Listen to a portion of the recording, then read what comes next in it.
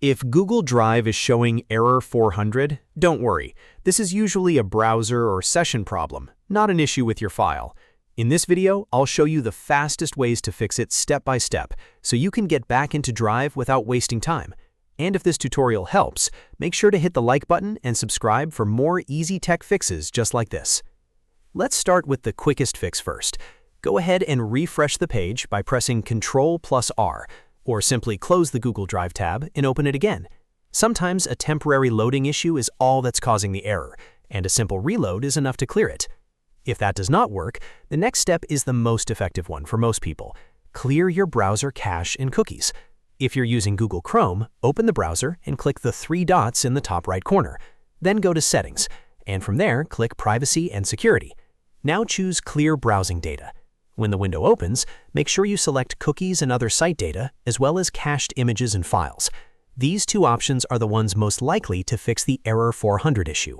After that, click Clear Data, and once it finishes, restart your browser completely. Then go back to Google Drive and check if the error is gone. If you still see error 400, try opening Drive in Incognito Mode. You can do that quickly by pressing Ctrl+Shift+N.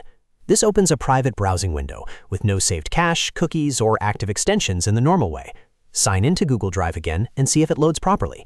If Drive works in incognito, that usually means the problem is related to stored browser data or one of your extensions. Now let's check extensions, because ad blockers and privacy tools can sometimes interfere with Google Drive.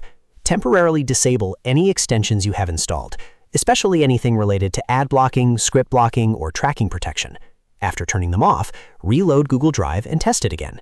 If Drive opens correctly, then one of those extensions was causing the issue. You can turn them back on one by one later to find the exact one. Another thing to try is signing out of your Google account and signing back in. Sometimes your session can become outdated or corrupted, and re-authenticating can fix the problem quickly. If you use multiple Google accounts in the same browser, make sure you are logged into the correct one that has access to the file or folder you need. If the error still appears, try a different browser altogether. For example, if you're using Chrome, test Google Drive in Edge or Firefox. This helps you figure out whether the issue is specific to your browser setup or something broader with the account session. You can also try restarting your computer, because that can clear temporary conflicts and refresh the browser environment.